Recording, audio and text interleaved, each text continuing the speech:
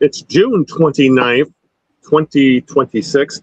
It's hotter than hell, at least in Michigan. Not where one of our guests is, but I say guest co-host. But we're going to sweat through this podcast, and it's almost going to be completely about off-field stuff. But before we get to any of that, this is the Knee Jerks podcast with Eno, Nick, and Big Al. I'm the Big Al of the equation, longtime Detroit-based podcaster. Joining me, as always, are my partners in crime. First off is the man who is out on the Pacific Northwest, where it's a sweltering 60-something degrees out there. That would be, of course, our resident scientist, Nick Milanovich. Nick, how are things going out there? Going well, actually, and I am really enjoying this 68-degree weather. It's perfect. Nice little breeze, and and also getting out and seeing some of the World Cup watch parties, because in various places in the city, there's these big screens set up where people can go for free, and they're even serving beer if that's your thing. And so far it's been pretty calm but fun. Yeah, you said beer, so. Yeah, no, at least that's a big. The World Cup is so far looks to be, despite all the political bullshit, it's been fairly successful. A lot of exciting soccer. We might touch on that later, but we have a lot of stuff to talk about in Detroit. And of course, if we're talking Detroit sports, we have to talk to Greg Eno of the Greg Eno Substack, who's had a lot to say about Steve Yzerman and Dylan Larkin the last few weeks. But Greg, welcome back to the show. Yeah, talking to me when you talk Detroit sports, Al, it is a necessary evil, I guess, right?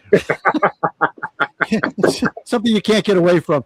I am Greg Eno from my Out-of-Bounds Substack, gregeno.substack.com. I'll be in your inbox every Monday if you were to subscribe, and I would appreciate it if you do. Today's piece was about Dylan Larkin, which I don't like to write about the same thing twice in 3 weeks, whatever it was, but I felt compelled to do so because there's a lot of chatter online right now. And Yzerman came out yesterday and did a little bit of addressed it a little bit. And I just feel like the more I looked at this situation, the more I feel like Larkin is kind of painting himself into a corner. So that was the piece I wrote today, gregeno.substack.com. Follow me on X at Greg Eno. Follow the Knee Jerks on X at the Knee Jerks. No guests tonight. We will have about 90 minutes, give or take, of some that will be jam-packed with Detroit sports. Kind of a lot going on considering the time of the year as we are in our second episode here of season 18. I don't know, Al, if you want to go into actually season 18. Did you want to go into whose birthday is it, or did you want to do something else? No, we can do whose birthday. We haven't done it in a while because we've had some guests and stuff, and this is how it worked out. So if you have a question, have a birthday ready, let's do it. Absolutely. Let's play a game we like to call Whose Birthday Is It, Maestro? Everybody knows how we play this game by now. I give Al and Nick a clue or two or three of an individual whose birthday it is today in the world of sports. And if they can correctly guess this person within the first two clues, one of these gentlemen will win a gross of Bazooka Joe bubblegum. A gross of Bazooka Joe bubblegum. All those great comics that they have. All the great comics. And you can turn, and as a bonus, you can turn the comics in for other merchandise. So yes. All right on. I want those X-ray glasses. What's that? Yeah, I want those old X-ray glasses. Yeah, right. Exactly. 500 comics, Nick, and you can have a pair of X-ray glasses. There you go. This person made his name in the world of baseball. He turned 70 today. I can't believe it. He was a star outfielder with the Dodgers and the Cardinals. I will give you that much. And he also played some third base. He was the MVP of the 1981 World Series.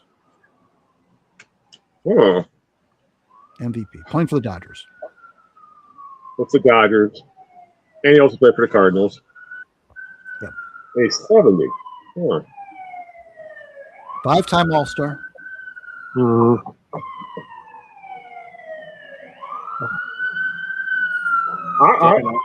This is something I should know, but it's just right now. I think it's the heat I'm sitting in, or maybe it's the cops someone's running from right now there. But it's over here with me. It's fire trucks. And, But no, I honestly, there's a couple guys I could throw out there, but when you throw Jack, am I close to Nick? I mean, Greg? No. See, it's an out. I remember. I don't think it was a. I'm going to have to pass on this one and wait for the $25 question. Okay. Well, Nick's got a guess. I'm drawing a blank too. All right. I know when he says it, it's like, duh, but I can't. Yeah, exactly. That's how it usually works. But he hasn't done it in a few weeks, so he's probably got a hard one for us, just to make him, just a.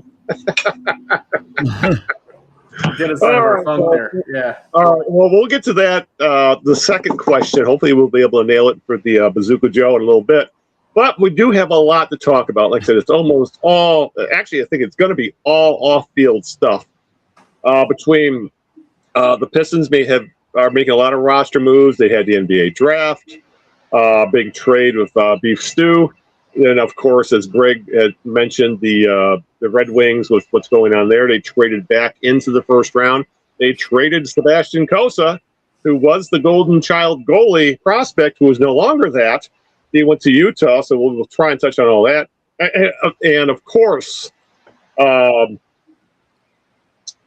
criminal stuff. Like Terrian Arnold looks like he ended up in prison. Malik Beasley got put up on charges today when it came to gambling. It's insane out there right now, as you can probably tell by the title of the podcast will be when you get to download it. But I guess we're going to talk about rap sheets instead of stat sheets, unfortunately. Yes. I kind of like that for a title too. Jeez. All right, but let's start with the Detroit Pistons because there's been a lot going on.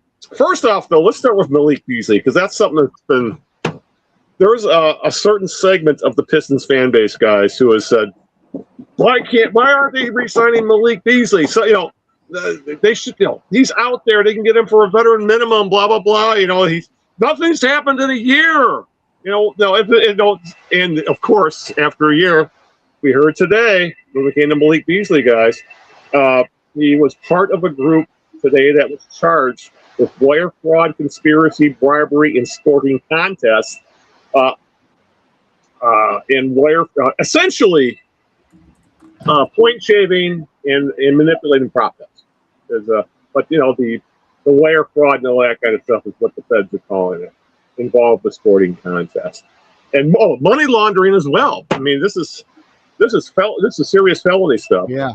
And I just find it funny after a year of hearing Pistons fans beg to bring that knucklehead back. These not all Pistons fans. There was just a very vocal segment, guys, that said, they need Beasley's 3-point shooting, but they never bring up the personality issues. I wouldn't say personality issues. I would say the off-field issues that we have been constantly hearing about, even when he was here and playing well. With the sniffing vendors and I believe being evicted from his apartment, so on and so forth. So I'm glad the drama's over and it's going to finally shut those people up. But it seems like every other week, guys, we have another gambling issue come up with people getting in extremely serious trouble. People that should have known better, people that should have enough money to not need the penny-ante stuff we're talking about here. Yet, here we are again with a very well-known athlete could be going to prison. Yeah. Just because they make a lot of money does not mean they know how to handle that money, which sounds like how Beasley got himself into trouble from the stuff I've read. So, and it's not an uncommon thing, but he must have been pretty exceptional at getting himself into a hole. Yeah. Good way to put it. It takes a talent to do that. Yeah. I mean, quite a bad hole to where, you're so desperate, then you start getting into gambling and point shaving and things like that. And I remember when it came out last year, it said he was under investigation. So he was not charged with a crime at that point. Right. But his name is connected with something going on. And there was, I don't remember much in terms of details. But then I remember also at some point it was the FBI investigating. And then they kind of concluded their investigation. It didn't seem like he was in any trouble anymore. and then followed by the NBA doing an investigation. Yeah. And I don't remember whether the FBI's investigation stopped in the summer and then the NBA started in last summer. But then it got really quiet for months on this. Yeah.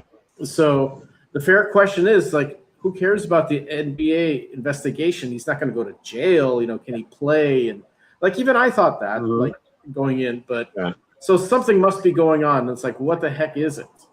And there was talk of him playing overseas, and he didn't do it. There must have been a reason why not. Because if he would have played overseas, that was money, which he clearly doesn't have.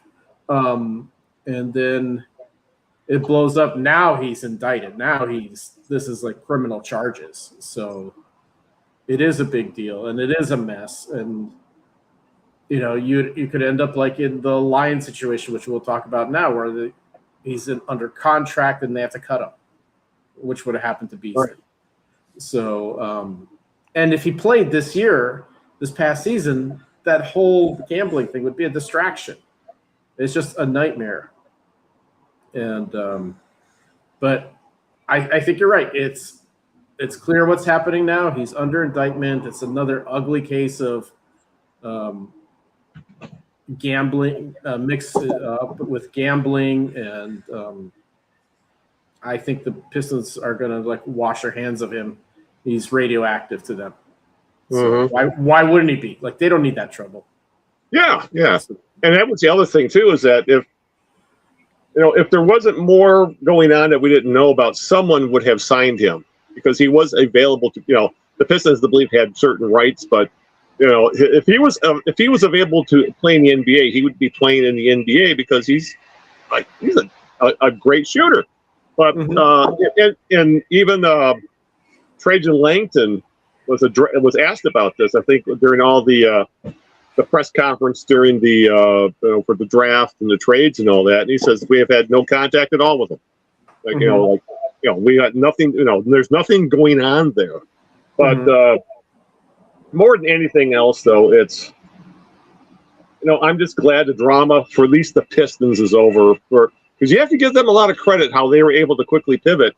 And if you ask me, Duncan Robinson was a better overall player anyway as a replacement.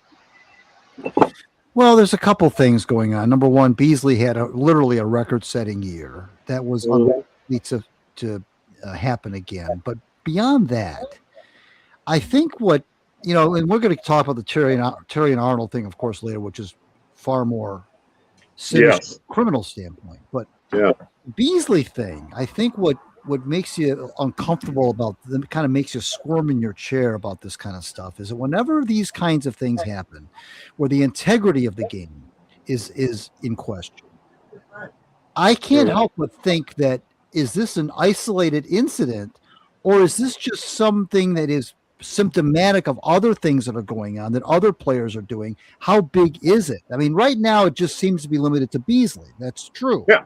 Right. And Nick's point, it did get quiet for a while there. It's so quiet, as a matter of fact, that there was talk of bringing him back to the Pistons. Yeah. But now you wonder, is this just a Malik Beasley problem? And he just got caught. Right. That could be. Or are there other? Is this running rampant in the NBA? I mean, it kind of when Tim Donaghy, the ref, got caught. I don't know how this was now. And he got caught up in that scandal. Of course, they got rid of him right away. I was scared at the time that was going to lead to other stories of other referees falling prey to the same thing. So far, it hasn't, that we know of. Now, with Beasley, I have the same worry. I'm like, I hope this is just a one-off, and he's just an outlier, and he just screwed up. To Nick's point, wasn't able to manage his money and so forth. Or is this darker than we would like to think it is, and is it the first thread that might unravel? Are we going to find out next week that some other players are involved, or next month? Or I know I'm painting that's a dark picture. I can't help but thinking that, is that a possibility, that this is just not a Beasley thing? This is just Beasley's the first guy that that they really busted. I'm hoping like crazy. It's just Beasley being a one-off. Yeah, and trust me, it's very easy to go where you're going, Greg. We're sure. Every other week we got something going on. Between like the Sorsby kid and the NCAA. What happened to Chauncey Billups not that long ago? Exactly. Exactly. Yeah. So. Right. And, going back to Donahue, and nothing really ever came of that for the most part. He lost his job. Right. But yeah, it's absolutely ridiculous right now that because I remember, Greg and I are old as dirt, and Nick's not as old. I'll put it that way. But for decades, that was always driven into our heads. That was the one cardinal sin. Right. Gambling.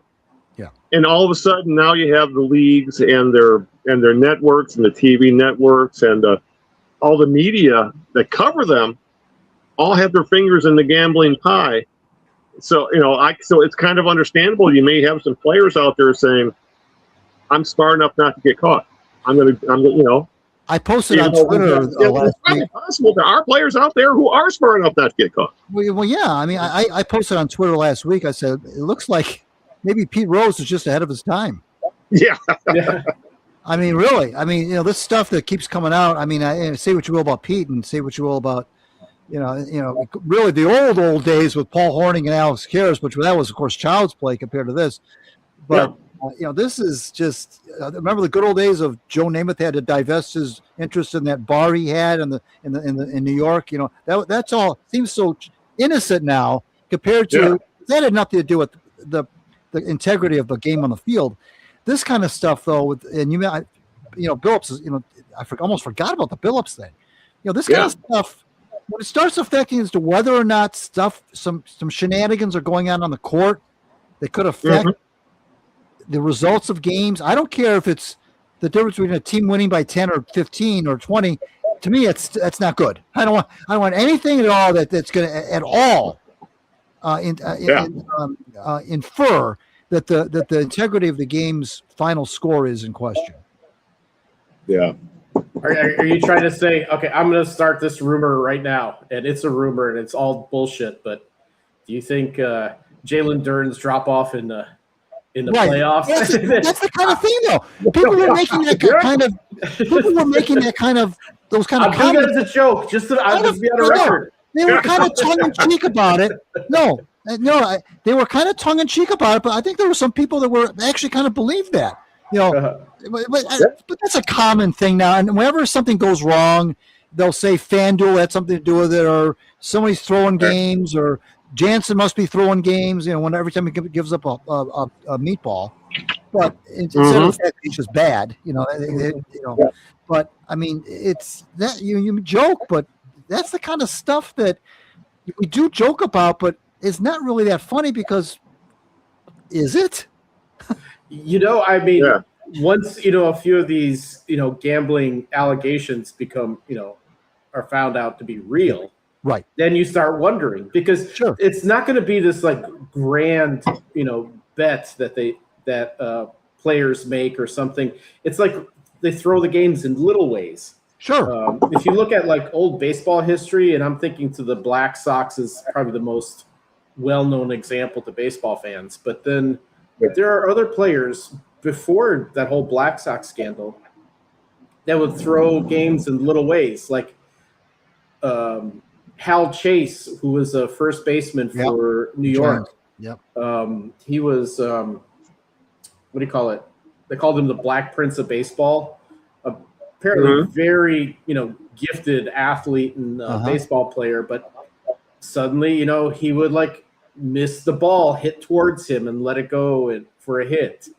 And there was a lot of allegations around him that I just remember because there was a book about it. And, you're right. But, that was a thing, like I was reading, it would be, players know that somehow this guy didn't quite put out the effort he could have. Right. And, and it's very subtle. And it happens just like little acts of sort of, I don't want to call it incompetence, but like, lack of effort, or the effort doesn't pan out or whatever it is. And it doesn't even have to be, Nick, it doesn't even have to be whether a team wins or loses. It could be point spreads. It doesn't have to be, I'm going to throw the game, which is almost impossible to do anyway. It could just be, well, instead of we're favored by 8, I'll do whatever I can to make sure that we don't win by 8. That kind of a thing. Exactly. They're very small things in there. Yeah. They're not like throwing the World Series kind right, of thing. Of course not. Yeah. So yeah, and I think more of it's going to happen. It's going to happen to players, maybe not the most prominent players around, but because you look, Mike Rozier, he was not like some super all-star. Beasley's not some all-star, really. He's a good player. Right. And Billups, that was a card game thing. That was just stupid. Like, that was not like online gambling or anything like that. That was some fucked up. But he was mixed up with some very shady people with that, apparently. Yeah, and it sounded like dumb as hell in a lot of ways. It's like, what the hell is he thinking? And and then like a lot of college students, they could fall under the radar.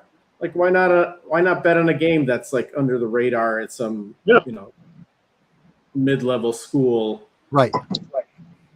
So who would know?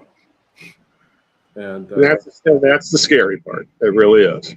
So the worst part now that's different from in the past, I think, is the fact that the leagues are profiting from online gambling.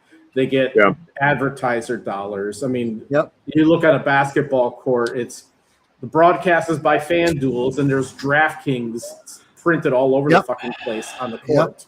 Right. So, and then I know like Robert Kraft invested, I think, in DraftKings. So now he's got money at stake himself. He's not going to pull out of any kind of like NFL sponsorship. So that's not going away. So and you do have to wonder then when players are throwing and when they just kind of like have a lousy game. So well, that's pretty damn depressing. Let's just move on to actually there's been a crap ton of roster moves by the Pistons. I'll just list them all off rather than do one by one. It'd probably take too damn long anyway. But NBA draft was this past week. The Pistons traded up, I believe, 3 second-round draft picks, I believe, to Memphis to pick a guard out of Stanford, Ebuka Okorie, who really seems to come undersized, but has the length. But he seems like his MO is bucket getter, which is what the Pistons need. But after all that, the Pistons then got those 3 draft picks back and apparently sent the beloved fan favorite. I mean, we all love Beef Stew. But they traded Isaiah Stewart, a.k.a. Beef Stew, back for those 3 second-round picks, which really seems more like a salary dump. Like they're clearing space to do something with that. Like he was making, I believe, $15-16 million a year for the next 2 years. And for all the people saying, "Oh my God, he should have been worth it first," remember he is a backup, undersized center. Who gives you 10 and 5 a game. And yes, he is an excellent rim defender, and I love his attitude. But we'll get into that. And then after that, they then, I believe, sent 2 second-round draft picks to OKC to pick up wing Isaiah Joe, who was a 41% shooter from distance. Essentially, he's a sniper. But he's also been a guy who has a history of not showing up in the playoffs. Like this past one, he kind of fell out of the rotation. Also, right before we started recording tonight, news broke that the Pistons plan to re-sign Kevin Heurter, who they picked up in the trade for Jaden Ivey, to a 3-year deal worth $27 million, $9 million AAV. Rumors are abound that the team could also move on from Duncan Robinson, maybe even just waive him. But like Nick had mentioned earlier before we started recording, a lot of those rumors are coming from some odd sources that really don't have the gravitas of like a Sham Charania. And also, what else am I missing here? Am I forgetting anything? Oh, Jalen Duren, he's a restricted free agent. there's a lot of rumors, just rumors going around from many of those same type accounts that Nick brought up that claim that the two parties, the Pistons and Duren, are kind of split apart in salary, what they're looking for, and that there could be a sign and trade, or he could sign an offer sheet. We don't know. So a lot's in the air with these guys, with the Pistons right now, guys. But it does look like they are prioritizing shooting by the guys that they have signed or traded away and brought back. Yeah. I guess since the Duren thing is the freshest, let me start with that one. That's definitely rumor. It says like breaking news. There's a rumor. Like that's kind of really what it is. Like supposedly the rumor is he's looking at a sign-and trade and is talking to the Sacramento Kings, which tells you that Duren isn't that smart. Like what the hell would he want to go to the Kings of all places? Yeah, the Kings. Exactly. So I think any news that like pops up, or sort of like any like rumor that pops up, is there's a negotiation on a very large contract, no matter what money they land on. It's a huge contract and a huge commitment, and it takes up a lot of salary from other roster spots. And they started far apart, which doesn't surprise me. It's a fucking negotiation. Yeah. One group is going to want everything. The other ones want to give nothing. So, surprise. And then they start meeting in the middle. They start looking for leverage. And this is Duren's camp looking for leverage. Yeah. And that's all it is. And unless Sacramento does get into it, offer some stupid contract, and Langdon said, we'll match any contract. Yeah. So yeah, it could be $40 million plus a year, which right. You know, for some reason fans are having a connection fit. But again, one, he's 22. Two, he's improved every damn year. Playoffs are a small sample size, you know, even though it was concerning. And three, he was all NBA, third team. I mean, you're going to let a third team all NBA player who's 20 and an all-star who's only 22 years old walk because you're maybe afraid of paying $10 million more a year? That makes no sense to me. You know, no. Yeah. Oh, absolutely. It's like, you know, he is in a decent position. It's just a matter of what the dollar amount is actually going to be. Yeah, and you nailed it with negotiations. You ask for the stars, and you ultimately settle for the moon, or somewhere in between. Yeah, exactly. And so this could go back and forth, just because some self-proclaimed NBA insider like thinks up something about, you know, shit posting. Who cares? Yeah. That guy's got no information. I think there's like one legitimate like NBA insider that's like Shams. What's his name? The other ones are just like wannabes, right? Yeah. So everybody else is just kind of like whatever. It's just getting attention, putting out crap, basically. Yeah. Greg, what are your thoughts on Duren? Well, I mean, I guess has it been talked about who the Pistons would be getting back in such a scenario if they did a sign and trade? Well, Jalen Brown was brought up, you know, of the Celtics. Okay, Yeah. right. Okay, yeah. But that seems like a long shot at best, and there's rumors of Brown. The reason he wants to leave Boston because he wants his own quote unquote team. Right. So instead of the Pistons, where he'd be second banana again. Right. Yeah. Right. Well, you know, from a pure basketball sense, are the Pistons a better team with Jalen Duren or without Jalen Duren? That's the question. Well, that's a good question. Now it depends on the rest of the roster. There, you know, the Duren Cunningham thing without any other spacers is not a good, to me, not a winning combination. We saw that exposed in the playoffs. However, if the spacing issues can be solved and you don't have too many non-shooters on the floor, it could work.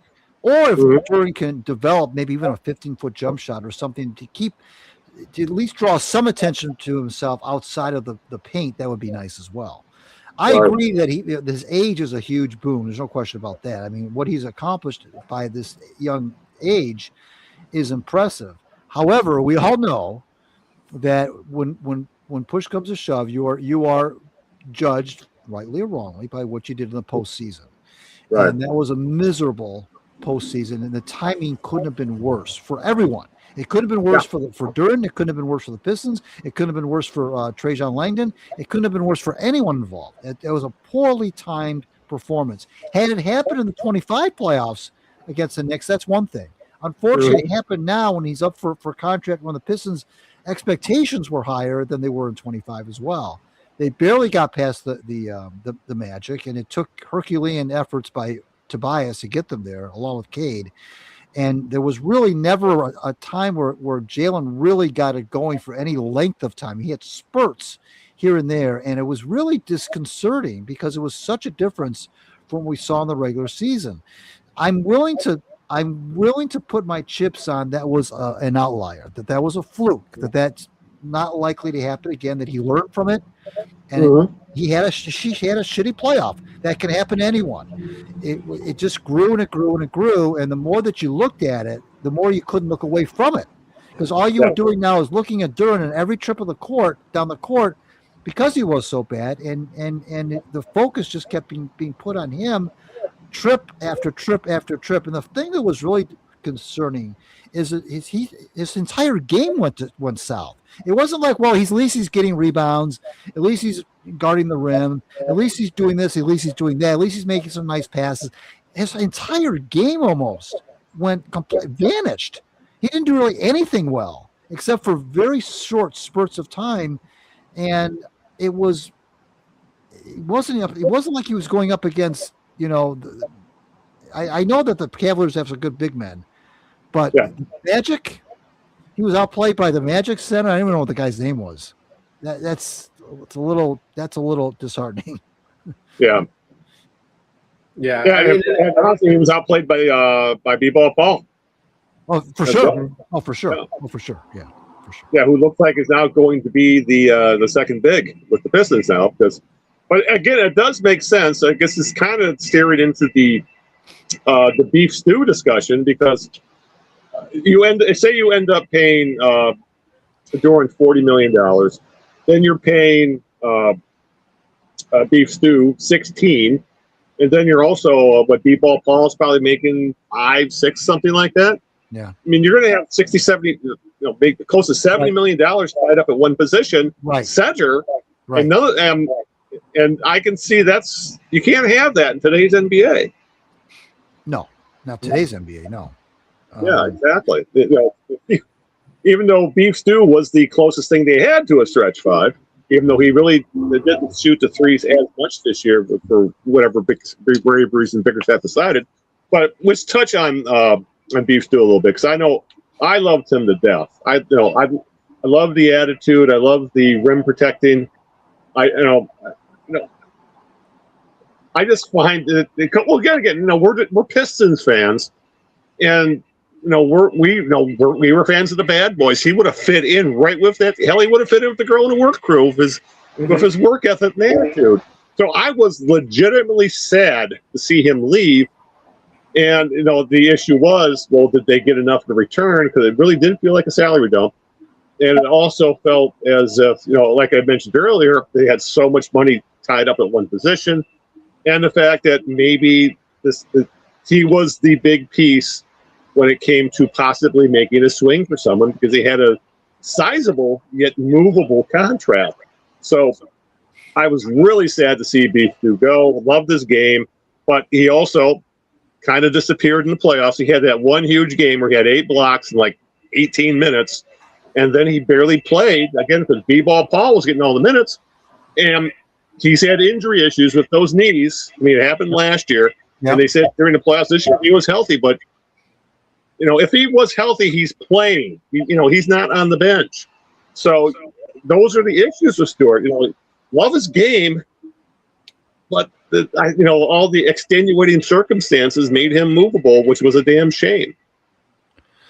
The thing about him is that and I think one of the reasons why you're feeling the way you feel about him is that he had a knack and an ability to do things that not too many players in the NBA can do. He was very rim protectors in the NBA are not, they don't grow on trees. You know, they really don't. And that was the thing he did really well. You mentioned the 8 blocks on the one game. So I don't personally don't think he was healthy as the playoffs went on. He looked to me, he wasn't healthy, but that's just me. That's just my eye test. I don't have medical reports or anything to back anything up that I just said. It just, the eye test to me screamed that he wasn't himself. Having said that, you know, he did do something that on a nightly basis that not a lot of guys in the league can do. He's an incredible rim protector, maybe one of the best rim protectors in the whole league. And it's hard to watch a guy like that walk away. I get it, because you always like to have those kind of players that do something really, really well that not everybody in the league can do, because you feel like it gives you an advantage.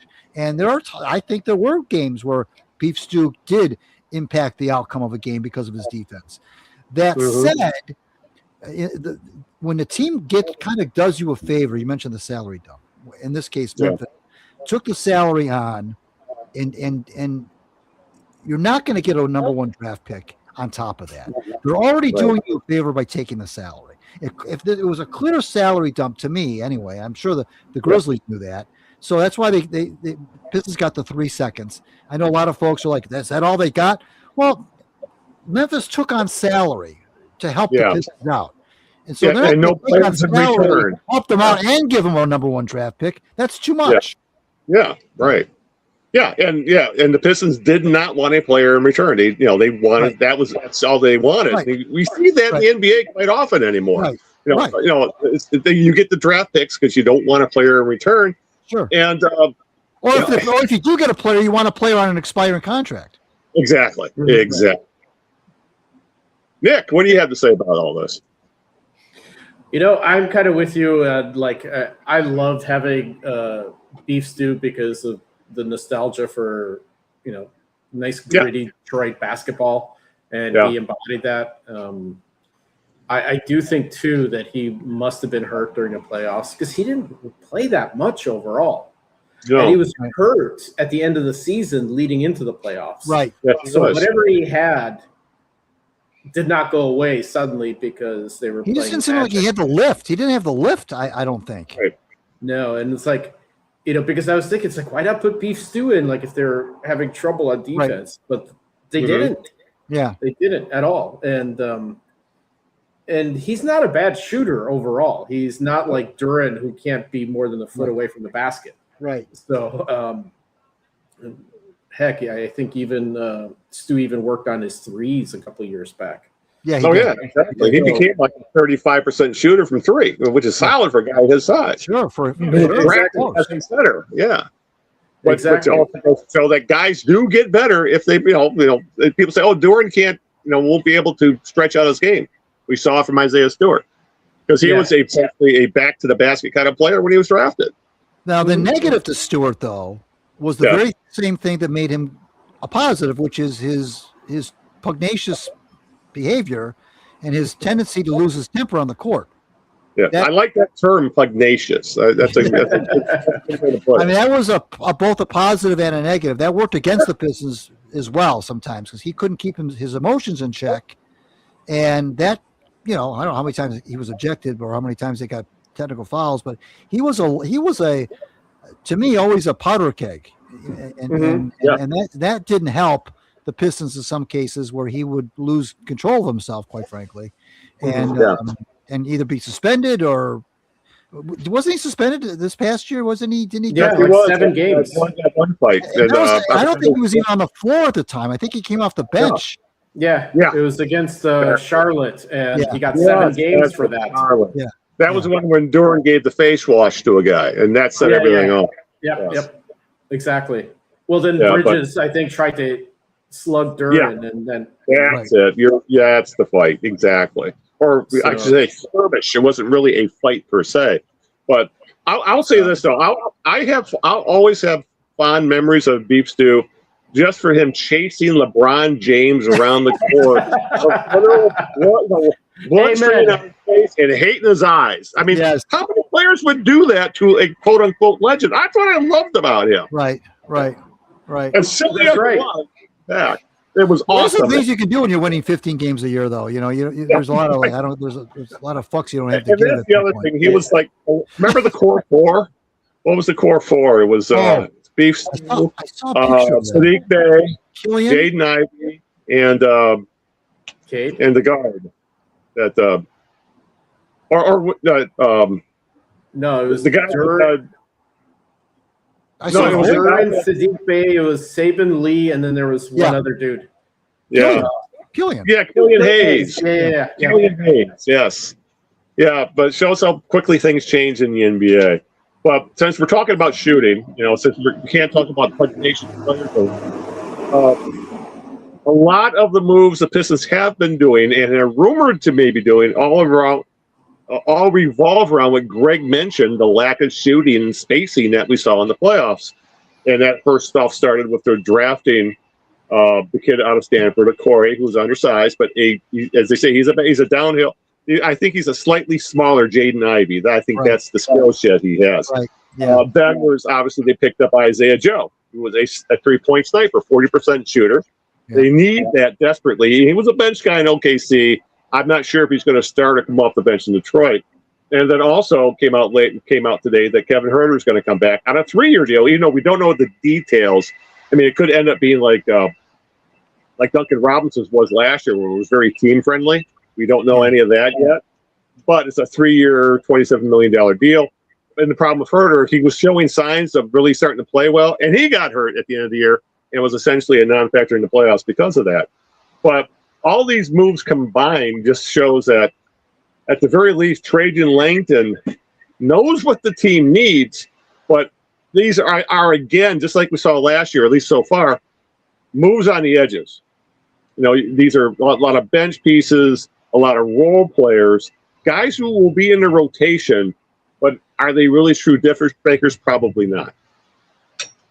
Yeah, and he kind of needed some of those guys. He needed the depth. But I'm going to bring up one thing because we started talking about that in the context of beef stew, but and Duren actually more so Duren. I would say the Pistons, for as good a season as they had, everybody played like shit in the playoffs. It's just overall. Yeah. Like Duren didn't play well. Jenkins didn't play well. Thompson played like Thompson. And then Cade was doing the best he can, just coming back from a collapsed lung, of all things. He had a fractured rib that no one knew about till after the fact. He wasn't so. But the other guys just kind of like B-Ball Paul was B-Ball Paul. Yeah. But some of the others, like Duncan Robinson, I don't know, I got to look back. It didn't seem like he did very much overall. He did shoot 40% from 3, but the problem is he's a bit of a pylon on defense. And the teams constantly attacked him when he was on the floor. And and a team in the playoffs, you got to get stops, and he's not a guy who can get stops. And Duncan got into foul trouble a lot. He seemed like he was in foul trouble almost every game. Yeah, that sounds right. And because they had to pull, exactly. So, and then Tobias Harris, he could have good games, and other times he just kind of it's pretty silent. In games. So, they didn't have that good of a playoffs. They would have been destroyed by the Knicks the way the Knicks were playing. Yeah, they were 7-7, and it took a lot to get past Orlando. I don't know that they get past Orlando if Wagner doesn't get hurt. I really don't know. Right. I mean, he was superhuman in that, and so was Tobias in that Magic series. But I don't know. A lot of that damage was done after Wagner got hurt, and the Magic were a different team after Wagner got hurt. They really were. Which tells you how delicate that team is, right? Yeah, right. If it hinges around one. But even with the Pistons, if Cade got hurt, none of these guys can really create their own shots, and that's why they're picking up this. The kid from Stanford. Remember? Yeah, exactly. Yeah. Like Duren can't find his own shot. No, not at all. No. And so he's not gonna be your go-to guy in crunch time. And same with a lot of guys. They had to hit his own shots was Tobias Harris. He was their bailout when they were getting low on the shot clock, and he would try that turnaround jumper, which worked for quite a bit in the playoffs until it didn't. In those last few games. But again, you're talking about a 34-year-old power forward who I would not mind seeing him brought back, but I do not want, if he comes back, he should not be the starter. He needs to be coming off the bench. Let me ask you guys this question. This isn't really Pistons related necessarily, but we were talking about the kid from Stanford and how undersized he is, and even Isaiah Joe, who they signed, only like 6'4".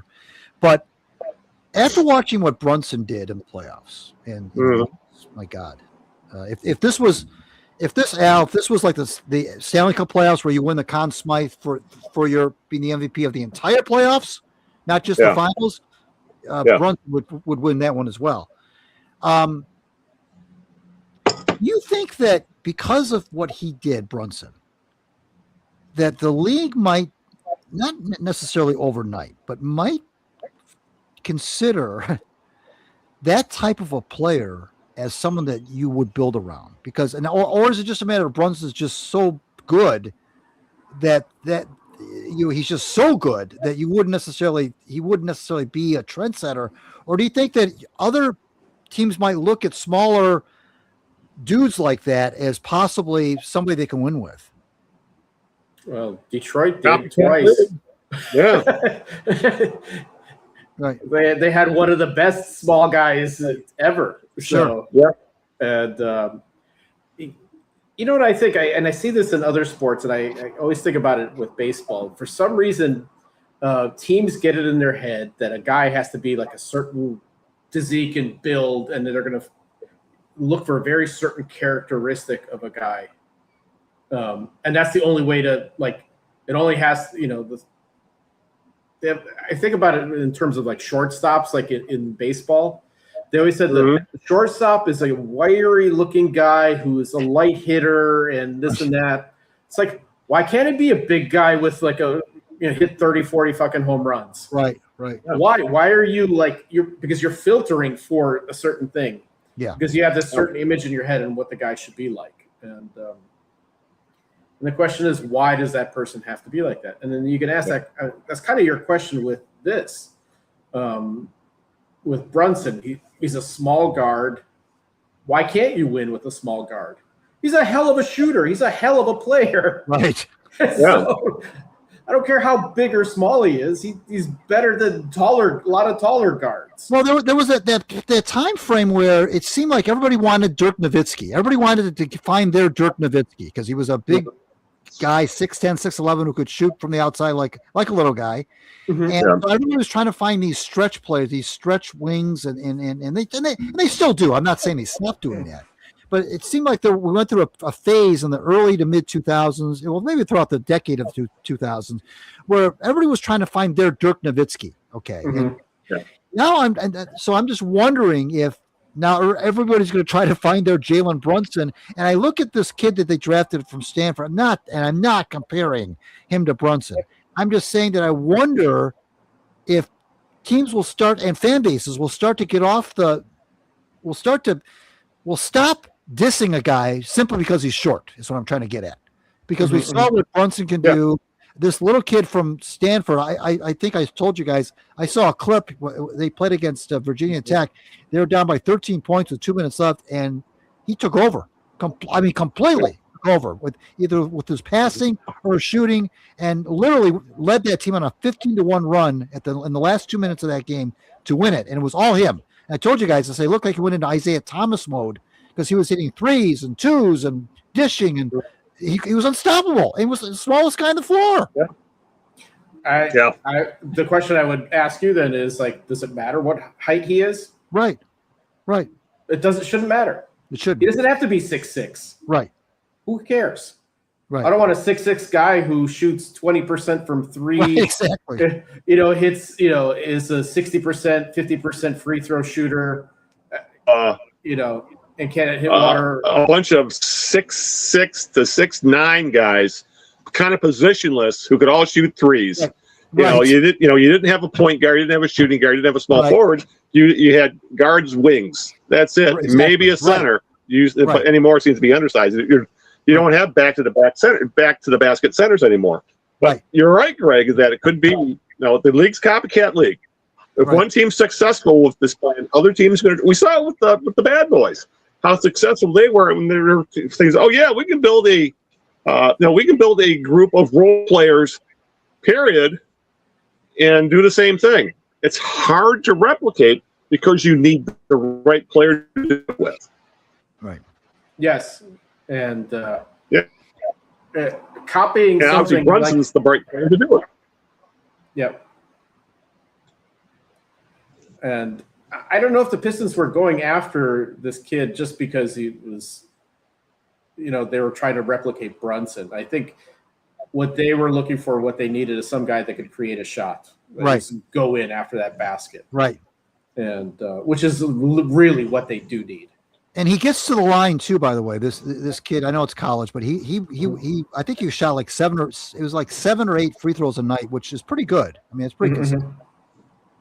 Yeah, and well, that's another thing actually happening with the Pistons, right? They weren't drawing a lot of fouls. Like Cade, Cade would go like entire games without drawing a foul. Well, officially drawing a foul. Yeah, right. Right. So, so you had that going on, and I don't know how he's going to turn out. I saw like some clips, but it's kind of hard to. Yeah, it's always hard to tell with them. Yeah. But I hope he does work out. He does remind me a little bit of Ivy, and like Ivy used to just like bolts down the court. And, I just hope he doesn't run into 3 defenders and get stuck eating the ball or turning it over like Ivy used to do a lot. And,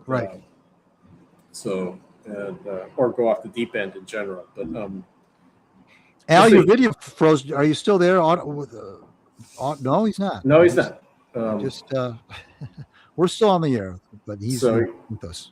So yeah, and I mean, I hope he works out. Actually, the one thing we didn't bring up is that the Pistons bought themselves a 2nd-round draft pick from the Knicks. Yeah, it's true. That's true. I don't know anything about him. I just like it's kind of weird. They just like basically bought him from exchange for cash. It's right. It's kind of funny. Like, and I don't know what those 3 second-rounders that they got for Stewart. I don't know when those are. I don't remember either. Years attached to them, which year they're supposed to be taken or not. And they might have used some of those to grab Isaiah Joe. I don't know, but true. You're right. That's true. I forgot about that. Yeah. Because they used 2 to get Joe. So right, that's true. Yeah. No, it'll be interesting. Let's see what they start doing when it comes not playoff, free agency. So, well, already the fans are already getting antsy because Trajan hasn't done anything really big yet, but I don't know that there's anything that he could be doing right now that would make them happy. Mm-hmm. Yeah, and also I've seen like a lot of comments on like they're stuck on a few players. Number one, they're kind of like I've heard noise about let's get Jaylen Brown at a mere $60 million a year, put that on our salary cap. And I mean, I'd love to have a player of his caliber on the Pistons, but does it work for the Pistons? Right. Then what other ones? Trey Murphy, I'm hearing a lot. Who else am I hearing about? I'm hearing about Trey Murphy all the time. It's like, okay. Kawhi Leonard was thrown around.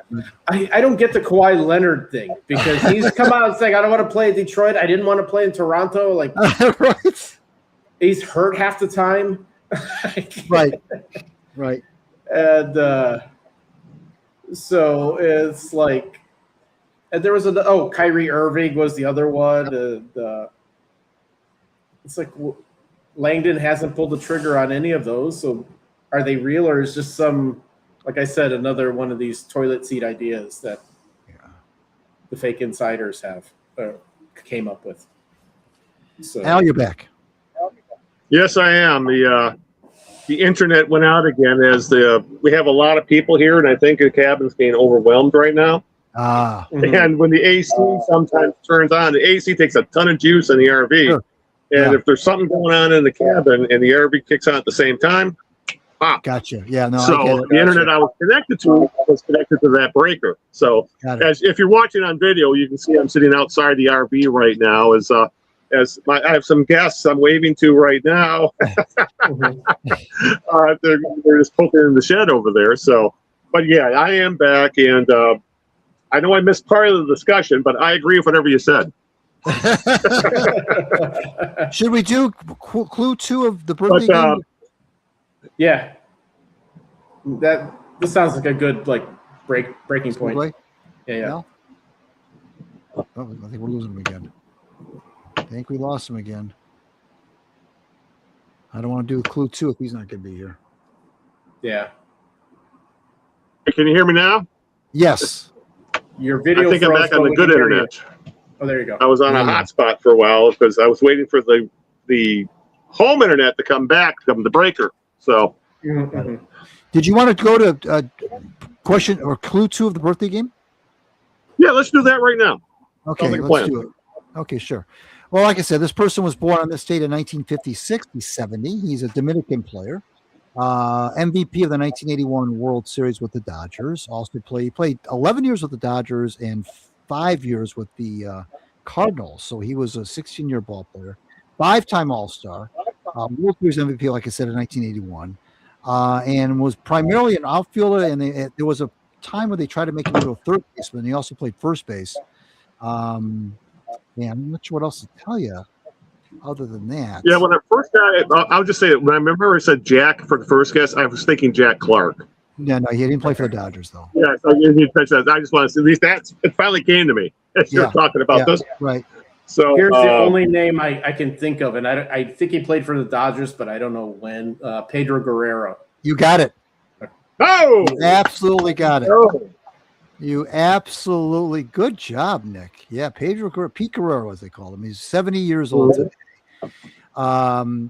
The funny story about Guerrero. I don't know if you guys remember when Steve Sachs was having his troubles at second base with throwing the ball, and he had they even called it like Steve Sachs disease or something, where he was having trouble making the throw from second to first.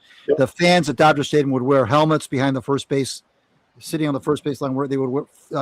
Jokingly, we're batting helmets because his arm was so wild. And Guerrero, at the time, they were trying to make him a third baseman. And so Guerrero said, he said, when I'm out there playing third base, the first thing I think of is don't hit it to me. The second thing I'm thinking is don't hit it to Sachs.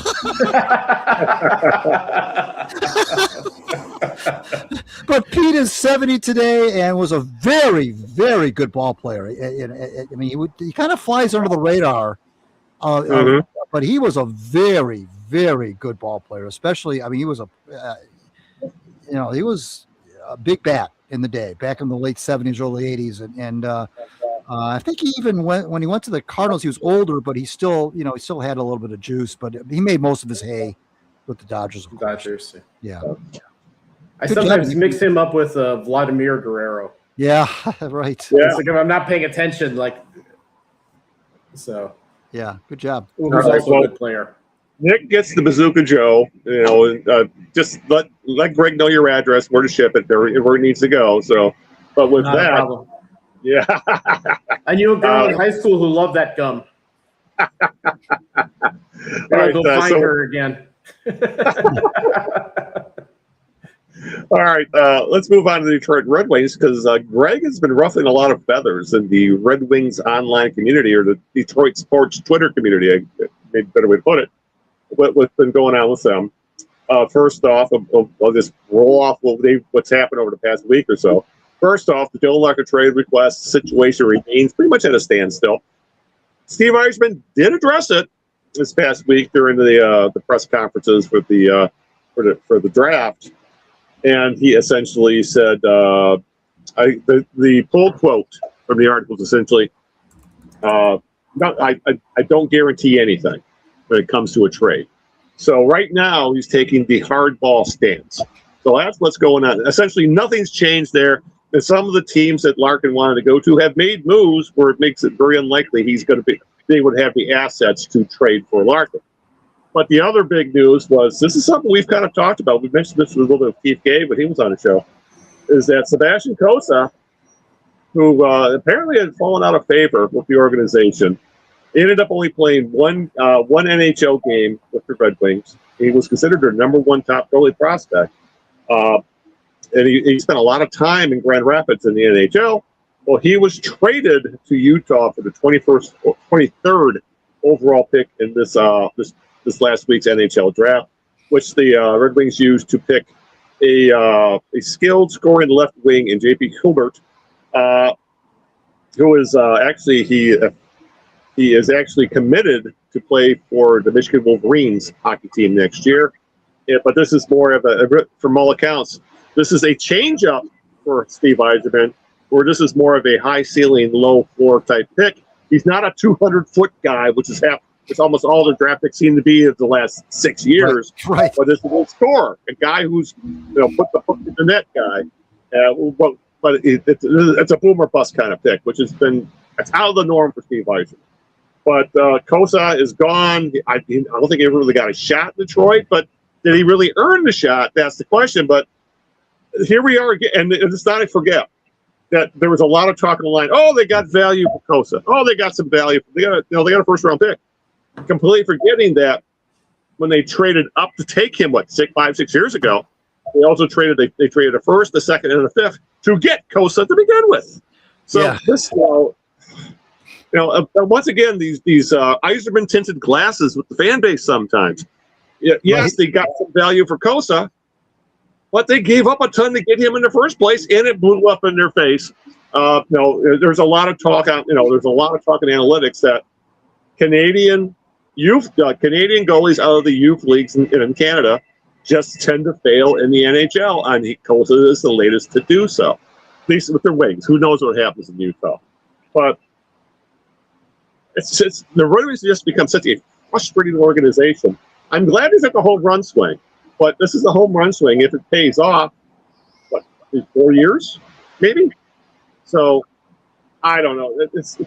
It really just seems like the Red Wings feel like a mess of an organization right now, despite what, I know, and Greg's been online throwing hands, calling Yzerman out on a lot of this bullshit, and there's still so many fans that are so upset at Larkin, they're blaming everything on him when so much more should be going on in the front office and ownership and scouting and all that there. It's ridiculous. Well, the reason now, I want to clarify what the piece that I wrote today is going to come off to a lot of people as being pro Yzerman. And I will own that. But the reason that it may come off that way is because I just feel like Dylan Larkin made a bad play here. He did. I think he made a poor decision. I don't know if this was. I suspect. I blame it on his agent Pat Brisson. I don't know what they were thinking of. I know he's frustrated. I get the frustration. But asking out, I just don't think that was the right thing to do. And then trying to dictate where you're going to go, which he's already apparently, according to reports, backing off on that. Surprise, surprise. That other teams other than the three he mentioned may be in the mix. But the reason why it would look like it's polarized is because it's just such a bad play by Larkin. Mm-hmm. Now I have gone online on to this firestorm you're talking about on Twitter and X, and I've said repeatedly, there's enough blame to go around. Yzerman does not get a free pass from me or from not from me anyway. He does not get a free pass. It's just that what Larkin has done, he's turned the tide so much against him that it's hard to be against both of them at the same time. It's almost like you can only be angry at one of them at one time. And right now they're angry at Larkin and not so angry at Yzerman. But don't worry. I promise you, Al, there are a lot of anti-Yzerman people out there. It's just being overwhelmed by the folks who can't wrap their heads around, like me, who can't wrap their heads around Dylan Larkin, who's won nothing at age 29, acting as if he's trying to chase the Stanley Cup at 39. And say, get me out of here and trade me to a team that's going like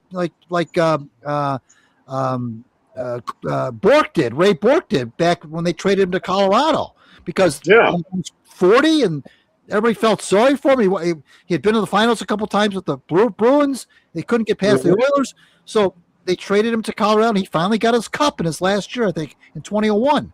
Finally, at age 40. But this isn't that. This is a 29-year-old kid who has been quite frankly, just as culpable as anybody for the reason that they've struggled down the stretch the last 3 years.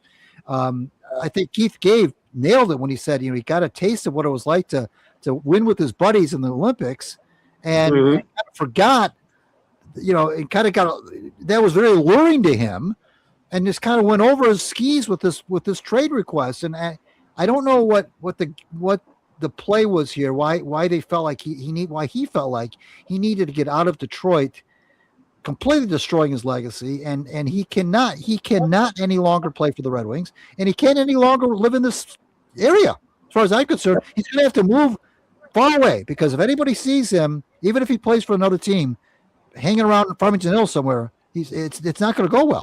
These fans they want to burn his jerseys, the whole 9 yards. Now you can say it's over the top all you want, but that's exactly what I would say. It's way over the top. They're taking it way too damn personally. Yeah. Well, you know as well as I do. You've been following this stuff as long as I have. These fans don't like it. They do not like it when one of their players wants out. Look what they did to Fedorov. Look what they did to Prince Fielder. Look what they're doing now to Larkin. It's one thing for them to say, you should trade Larkin. And there are a lot of people, by the way, who were saying that before this came out. It's another thing for the player himself to say, get me out of here.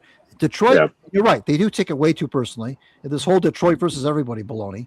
And when anybody does that, it says they want out, it's good riddance. They want anything to do with you. If you don't want to play here, it started way back in the Marcel Dion days in the mid-70s.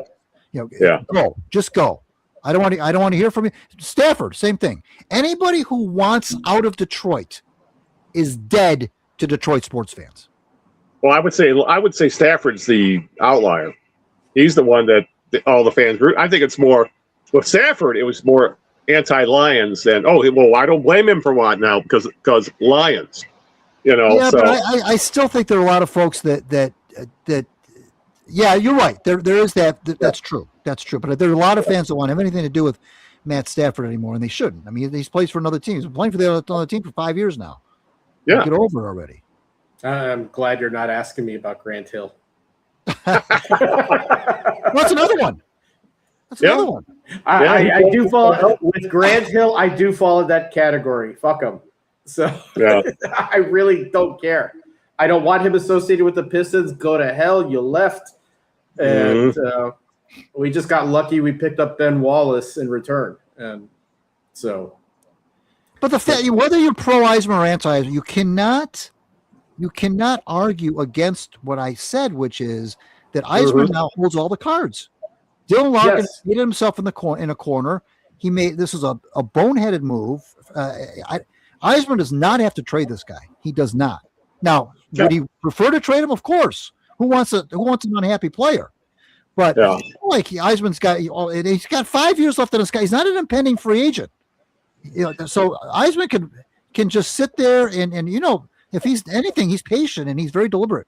So I guess there's 29 other GMs he should have pulled this against than Steve Eisman, because he's the wrong one to pull this against. Well, let me ask you this: do you strip the C?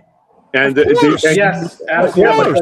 Play him absolutely. Because if they play him, they strip the C, and he shows up and he's on the opening day roster. It's going to be an absolute shit show. No, that's right. Now I don't strip C's lightly. That does not happen in the NHL very often, and it shouldn't. That is that to me that's like a scorched earth. I can't even think of too many instances where a player has been stripped of his captaincy and remained on that team. I'm sure there are some, but there aren't. It's just so you just don't do that. Now in this case, though, I would make an exception, because you have to. You can't. If a captain of a team wants out, and you try to trade him and you can't, he cannot come back as captain. He can't.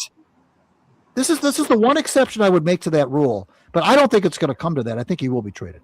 So I think there's a lot of posturing right now. Exactly, a lot of posturing. I'm sorry. Go ahead, Nick. I'm going to ask you, because I don't remember fully this, but when Yzerman was named captain, wasn't the previous captain still on the team? Wasn't that Reed Larson? Do I remember that? No. Was it Danny? Who was the captain? Was it Gary?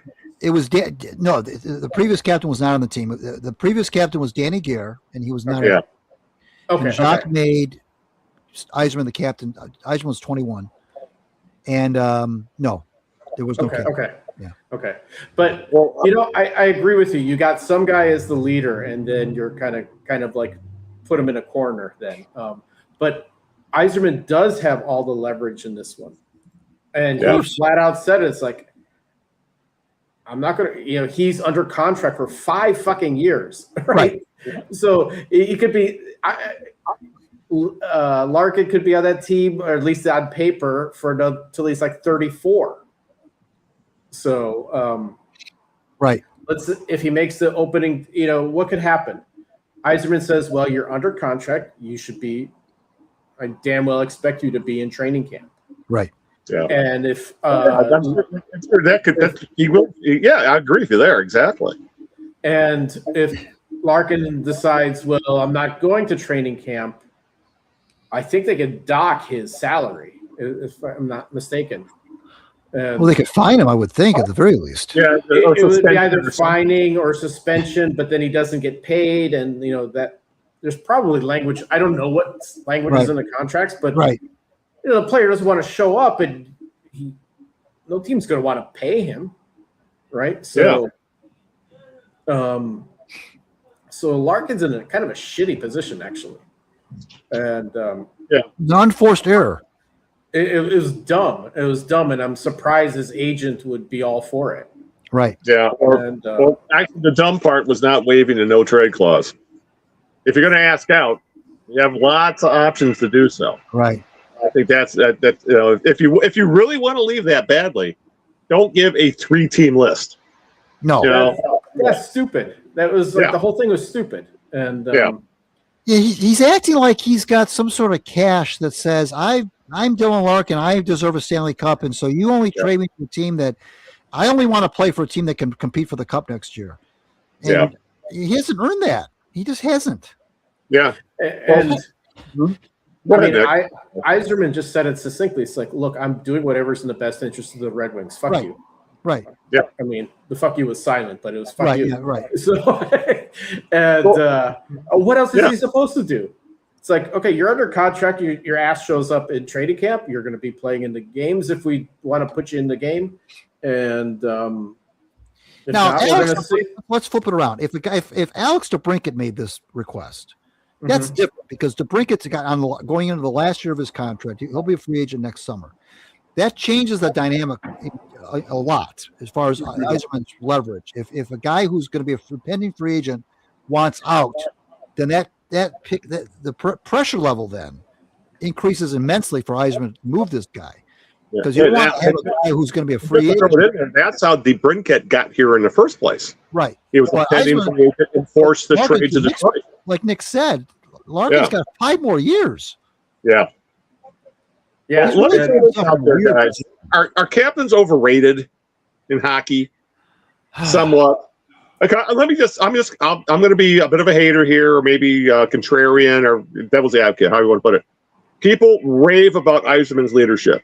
Right. Okay, great, as a captain.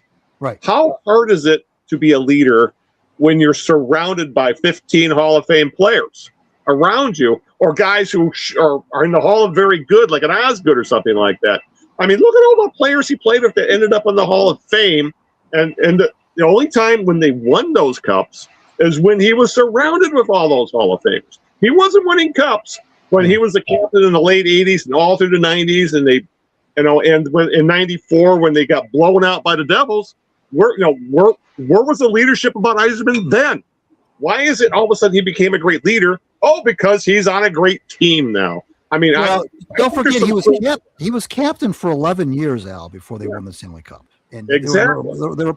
And I'm saying that in his defense, because there was a lot of years where he was not surrounded by Hall of Famers, where he did. And so was Larkin. Larkin's been surrounded by shit for about 9 years now. Yeah, right. But Yzerman, I think the reason why Yzerman has that reputation isn't just because of winning the Stanley Cups. It's because he had that reputation before they won Stanley Cups. I remember them talking about Yzerman's leadership when they were going through those playoff travails, of which there were many. Those heartbreaking losses to the Sharks and to the Devils in the finals, and also the Avalanche in '96. And he was still, Yzerman was known as a good leader, at least among his teammates, for sure. I mean, your point is a good one. Those were better teams than the ones Larkin's on now. Far better team. Like even in the late 80s, Yzerman may not have been surrounded by all the Hall of Famers like he was later on. Yeah. But Those are still remember, better he was teams. also scoring 60-plus goals Right. for like years But on year that after was also year. a different era where you had 50 goal scorers was not uncommon either. I mean, I'm not saying that Eisman was not a great player. He was. Right. I mean, he probably, if it wasn't for Gretzky and Lemieux, he would have been the number one player in the league at that point. Yeah. But I just think the captaincy and the leadership, important, yes. Yeah. I still think there is too much weight given to it by especially fans, because we don't know what the hell is going on in the locker room. I think you're right about that. Yeah, that was your original question, and I think that's a fair question. And I think one of the reasons why it's emphasized so much in hockey is a very simple one. It's the only sport in which the captain wears a C physically on the jersey. Right. And that is different. And that, I mean, I know the baseball teams of Veritek used to wear a C for the rest. It always looked goofy on a baseball player. Yeah, about the only baseball team that really made a big deal of it was the Yankees. Right. And so I think because there's a physical C that everybody can see on your jersey, that in and of itself. And the second thing, Al, is that the captain is always the player who talks to the media. Now, other players will talk to the media as well. That's true. But everyone the captain is the pseudo spokesperson for the team in the NHL. You know, he's always the first. If you don't interview anyone else that night, you're going to interview the captain. He's the unofficial spokesperson. He's supposedly got the finger on the pulse of what's going on with the rest of the dressing room. And I think that is another reason why. And same thing with Messier. Mark Messier is thought of. Oh, he's the greatest. Especially Bob Page. Oh, the greatest leader in the history of sports. Same thing. Look at all the great players Messier played with. Yeah. It's the same. It's the same thing. There's a happy median somewhere. You know what I mean? Yeah. No, between great leadership and great team. You know, there's it. It all has to meld at the same time. I don't know. Here's the other thing, Al. You're old enough to know this. Alex Delvecchio was never, to me, ever known as a great leader. He was a captain for the Red Wings for like 22 years or something, but never known as like, he's the heart and soul of the Red Wings. It was Gordie Howe's team. Yeah. He was the captain. That's true. This is nothing against Alex at all, but he was not ever known as the kind of captain. I think this whole captain thing you're talking about is kind of born in late stage NHL, 80s NHL and beyond. Prior to that, the captain of an NHL team was not nearly as recognized as a great leader as it became, as TV became more prominent, as social media became more prominent. I think the whole captain thing kind of fed off of itself. Yeah, that's a very good point. I think I agree with you there. That's a good point. You know, you wrote a piece on Larkin a few weeks ago about him as captain specifically, and I remember some guys that was a very kind of like a high response article too, if I remember correctly. It was. And but I saw some people say, Larkin's to blame for all of the woes with the Wings for the last 4 years. Like, Larkin's one guy in a team sport, right? And if there's anywhere he would have contributed. Yeah, honestly, and I don't see the locker room. Right, if he's kind of a whiny guy. Yeah, and then that infects the younger guy, the guys that are younger than him. Yeah, and that sets a bad tone. Yeah, but you can't blame all the woes of course not. The Pistons on it. But that's the way. The Wings. But that's the way some of these people, fans were responding to that. I'm like, well, where does Yzerman come in there? He built the fucking roster. Well, I think that goes to what Al just said about, is there too much emphasis placed on the captain? Yeah, and that's a good example of it right there. Yeah, and I'm agreeing with it too. They're like, when I'm seeing the chatter, it's like, you're putting too much emphasis on this. Right. I would say on the Pistons, Isaiah Thomas would have been the captain if he was officially or unofficially. Of course. But he was captain, and sergeant at arms was Lane Beer, essentially. Yeah, basically. Yeah. And but,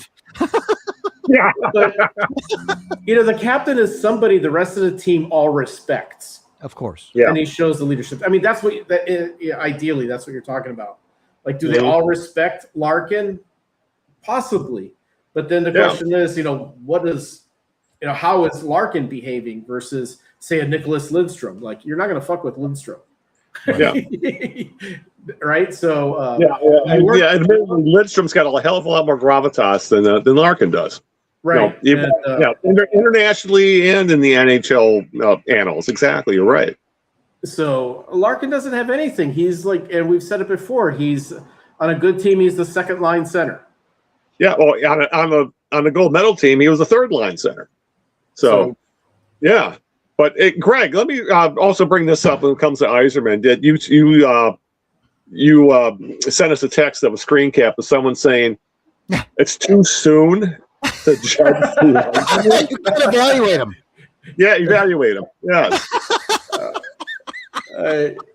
Greg, what, 7 years, 8 years? But you're bringing them out. You're bringing them out of the woodwork of these things. I couldn't believe when I saw that one. You can't. It's not fair to. I think this is something to the effect of it's not fair to evaluate him yet, Yzerman. Yes. For 7 years, and the guy was building it all around because draft picks take a long time to materialize. And I said, I'm not sure if I responded to him or somebody else who was expressed a similar sentiment. I said, being a GM isn't just about drafting. That's what Chris Draper's there for. He's the director of amateur scouting. The GM is there to add pieces from outside the organization via trades and free agency, and that's where Yzerman has fallen short. It's not the drafting. Nobody's disputing that draft picks take time. But that's not the only metric by which you evaluate a general manager. It can't be in any sport. Yeah. That felt like a Scott Harris apologist jumping in. And it's not been a short time, though. It's not been a short time. I mean, like, Kosa was marinating in the minors for 5 years. I was shocked when I realized it's been that long. I remember when he was drafted, right? Right. Yeah. 5 years, and when they brought him up, they did some weird thing where they didn't let him play the first period. Like, what the fuck are you doing? Right. And on the flip side, a couple of Yzerman's first 2 first-round picks are doing fairly well on the team, and that's Raymond and Sider. But after that, it falls off a cliff. And he's got other first-round picks. And that's always brought up with the drafting. You're right. That's always brought up, that the draft. Oh, Yzerman hit it out of the park in the first 2. Yeah, he did. But what about the Danielson and all these other guys who have yet to even scratch the surface of all that kind of stuff, So, it's. I mean, Casper's meh. Palika or what? I can't remember his last name, but it was kind of like meh. Like, there's nothing there, and I think there's actually a phenomenon in the NHL in particular. It's like any person selected after the first round, just kind of like they don't get far in the NHL. It's hard to be like a later round pick these days. It's not like Sergei Fedorov being picked in whatever the 3rd, 4th round. Right. It's nothing like that. It's just like if those guys ever make it into the NHL, it's a challenge. And exactly. But the other thing with the whole Larkin thing, first of all, we just want to get him the hell out of there because we're sick of it. And the fans, myself, and I'll include myself, it's like I want to see Yzerman do something to help that team get better. And literally nothing has happened. There's not been a single trade. Free agency probably hasn't started. So, and I don't even know if you're allowed to trade yet. Like, I think there's some trades went on, but with other teams. But no, they traded, right? But then, the team isn't improving. And then now I'm hearing, trading Alex DeBrincat. It's like, like, why the hell would you trade a 40-goal scorer if you don't have to, especially on this team? The rest of the team doesn't score 40 goals. Like, for fuck's sake. Exactly. Like, are you nuts? Unless they get a major haul at the trade deadline for him and they're already, as good as dead. And then you don't get draft picks. Please, for God's sake, don't get draft picks. So the Wings have a lot of problems on that roster. Even Kaney just signing, right? So right.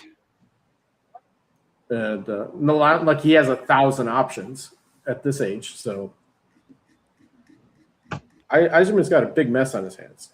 He sure does. Yeah. So you got a big, giant, gaping hole up the middle right now. That's for damn sure. Yeah. But with that, let's talk about more good news and what's going on with the Lions before we kind of wrap things. Yeah, right. The Lions were left scrambling. Well, I would maybe cut going on because these rumors have been flying for quite a while that Terry and Arnold was in serious legal trouble, and that finally came to a head last week when he was. The Lions have been saying, yeah, he is probably going to be the starter. He has to earn the job. Blah blah blah. If he's healthy, but it's really sounded like they were planning on him playing one of the corner positions as a starter.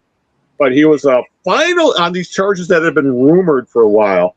He was finally arrested on kidnapping and armed robbery charges. Today, bail was set at $1 million. And if you, I remember Nick actually tweeted out the photo of him at his arraignment, where he was wearing the anti-suicide suit with that green body armor looking thing he had on. And apparently, because after now it's all been figured out that he's being arraigned, he's getting charged, he's going to trial. It's $1 million bond. The Lions proceeded to release him this afternoon, late this afternoon. I'm not surprised about that. So, I'm just wondering, how much did the Lions know about what was going on with Arnold? Because Arnold's going to be if the Lions are asking Arnold and his his agents, lawyers, whatever, they're going to say, oh, yeah, we have it under control. It's all blown out of proportion. And yet, here we are. I mean, these are serious felony counts where he can go to jail for life. I mean, kidnapping's a life. No, you're busted for kidnapping. You're going to jail for life. Maybe about parole. This guy, and this was all over, I believe. Someone had drove for him, and his barber stole like $250,000 worth of something out of his home. And they decided to take matters into their own hands, and and that's where things kind of blew up, so to speak. So this is all. Once again, just because you're an athlete and make a lot of money doesn't mean you're smart. This is one of the most boneheaded stunts a player's ever pulled in Detroit sports history. Well, when I heard about that, doesn't it sound a lot like? Remember when OJ had that weird thing where? Memorabilia he stole back or something. He claimed he was owed money for or whatever. Prisoner in a hotel room or something at gunpoint because they thought they were stealing some of OJ's stuff or something. That's exactly what it sounds like. You're right. Right. But your question a couple seconds ago was, what did the Lions know? Yeah, we don't know, of course, what they knew. I want to give them the benefit of the doubt that they did know as much as we feared that they knew. But I don't know that it necessarily would have changed their draft strategy had they known at the time. Right.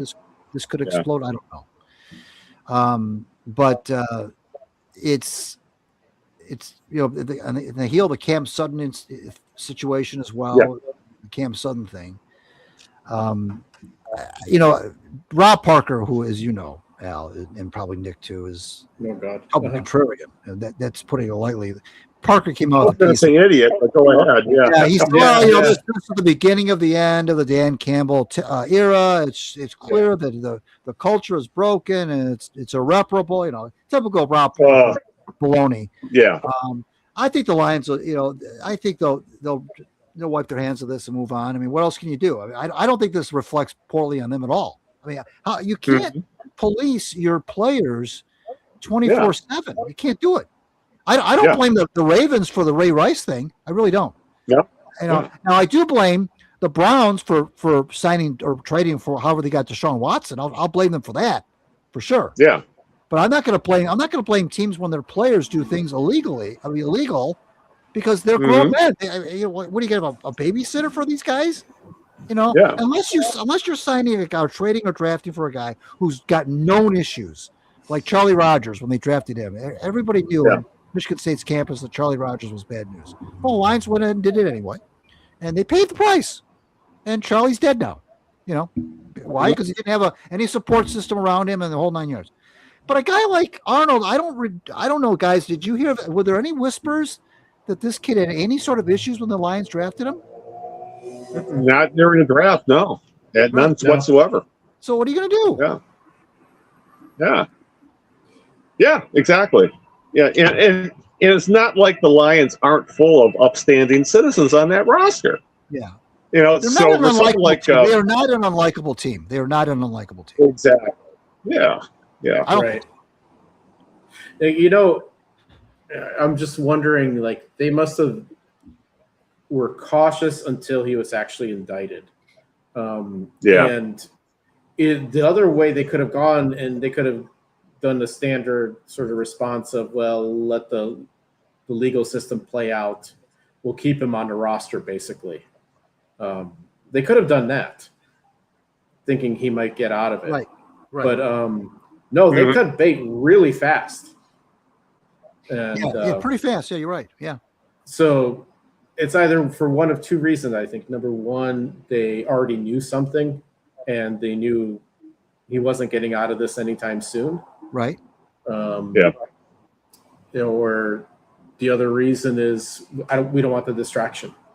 I don't care if he gets out or not. Yeah. We don't want the distraction. Done. Right. We don't accept this from our players, to even be in a mess like this. So, it's not like it just happened out of nowhere. It happened, back in February, March, something like that? Yeah. This is already this has been percolating for a while. Yes. So it's like, okay, let's just wash our hands of it. We want our team to focus. And I guess now the question is, do they get that money back on the cap, or do they crawl that? There's a morals clause that's probably just now been violated. So you have to think that when the contract will be terminated is wondering what the fallout of that would be as well. If it still counts against the cap, things like that. But realistically, that's small potatoes in the big scheme of things, considering the crimes this guy is being accused of committing. So. Even though supposedly he wasn't the guy actually doing the kidnapping, he was the brains of the operation. So that says volumes right there. It's just an ugly situation all the way around. So, fuck Rob Parker. I'll just say that. That guy deserved to hold the fuck up. There was a reason he was run out of this town. He was run out of Detroit on a rail. I hated his columns back in the day. Back in my blogging days, the Wild West days, and Greg and I first met, and he was my favorite punching bag of the columnists in Detroit, because every one of his columns was idiotic, or he would always or cherry pick certain stats to fit his narrative. It was so easy to pick his crap apart. I still can't believe that he has failed upwards, where he's had national jobs. I believe he's on national radio right now, like Fox or something like that. And I still can't believe that guy gets jobs in sports for such asinine a thing. That should be my jerk of the week right there. I'm actually this whole thing he says about like Dan Campbell and whatever it is, that's not even the dumbest thing he said, like by a lot. Yeah. I mean, I remember when he asked Rod Marinelli after going 0-16 and his defense sucked, and his son-in-law was the defensive coordinator. It's like, do you regret like your daughter marrying? I remember that. Like that is like the dumbest thing I've ever heard, actually, out of a sports writer. So, but yeah. Oh my God, that feels like a good place to just kind of wrap things up as we sit here ripping Rob Parker. So. Oh God! We've kind of reached where we wanted to end the show anyway, timeline-wise. So I think it's time to wrap things up anyway. So as we're talking about jerks, it's time for your jerk of the week. So Nick, you're up. Who's your jerk? I'm gonna choose someone. It was a small news item, I think last week sometime. Yeah. It's a woman named Angie Baez, who apparently was a 40-year-old executive director at J.P. Morgan Chase. Yeah. And diehard Knicks fan. She's the one that got caught on video during the what a victory parade or whatever. Yeah, right. Taking a giant trash can, dumping garbage on the streets, and stealing the trash can. And first of all, that's disgusting. That's really disgusting to take a trash can on a New York City street and taking it home. That's gross. And the fact that she did it and she ended up getting fired for it. But it's just like a really, really dumb thing to do. It's really just trashy, I guess. Sorry for the pun. And and I will also add in there when that news broke out, I think her role was to be DEI at JP Morgan Chase, like a director of DEI. And then people were trying to badmouth her for trying to find some way to badmouth DEI and why how that wrapped in there, which has nothing to do with nothing. She was just a stupid sports fan who did something really shitty. So my second jerk of the week is actually those fans that are trying to wrap in more social commentary into it than it needs to be. So, yeah, could you picture trying to explain that gap in your resume? So what have you been doing? Well, I was caught on video stealing a New York Knicks painted trash can. Oh my goodness! That's right. Yeah, and you're right about the people who want to continue to dox them. You know what I mean? Mm-hmm. It's ridiculous. I'm with you there. Nick. We just heard from Nick. Greg, who is your jerk of the week? No, I want to hear from Nick again. He's talking another one. No, Greg, who's your jerk? I probably do, but you already said Rob Parker, so that you took that one. Well, mine's is very related. It's very closely related to Nick's, and it's kind of low hanging fruit. But it really, I cannot not say anything about the behavior of the Knicks fans during that final series against the Spurs. It was absolutely ridiculous. Some of the video that I saw of Spurs fans being beaten. They forced this one poor guy to remove his Spurs jersey. Literally a mob. And I know mob mentality. Once it gets going, it's hard to really say who's to blame because everybody joins in. But these Knicks fans during that final series, and I don't know really how they behaved during the other playoff series, but the final series they were like animals, literally like animals. These people. And the thing that makes me mad about it too is it doesn't matter if they win or lose. By the way, they're just as angry and as violent if they win, or if they lose. If they lose, they're angry because they're mad. If they win, they're angry because anybody they see with another jersey on, dare walk the streets of Manhattan, gets pounded on. And it wasn't just an isolated incident. I'm not trying to make a mountain out of a molehill because there was one viral video that went. No, there were many, many, many incidents of Spurs fans, and not just it wasn't even just Knicks fans versus Spurs fans, just Knicks fans versus their city. Nick was talking about this other gal, but just acting like. And I was when the Tigers won the World Series in '84. I was there. I was at the game. And so we saw a lot of the stuff that went on after the game. I was within 50 feet of the burning police car with Bubba. Remember Bubba with the pennant? Bubba Helm. I was there with it. I saw it. It shook me. I admit it. It shook me to see a police car on fire. I will admit that. I was 21 years old, and that was kind of scary. Okay, I was out in the middle of the streets there by the stadium, and here's this burning police car. It happens a lot. I'm not saying it doesn't happen in other cities. But the New York thing was just absolute. I don't understand the mentality of vandalizing your own city when you win something. I mean, you shouldn't do it anyway. But when you win, you should be happy. There should be happiness. When the Tigers won the World Series, Al, you've seen these the newsreels in '68. There's confetti and ticker tapes going on all up and down Woodward Avenue, and fans were hugging each other. It was almost like when World War II was announced to be over with, and how festive that was, and people were kissing strangers and the whole 9 yards. Now, it's just you don't. That's like not even you don't even expect that anymore. You expect the vandalism, the damage, and the violence, and it just seems like the Knicks fans took it to another level. Yeah, it's ugly and embarrassing. I remember like when some of that stuff happened in Detroit and University of Michigan when they won the championship in '89. There was a lot of ugliness, but I don't know. I just I don't see any like embarrassment from other Knicks fans just because of a few lunatics. It's not. It's like feels like collectively they're crazy. Right. And, right. Because when those police cars were burned after the '84 World Series, it was embarrassing. Yes.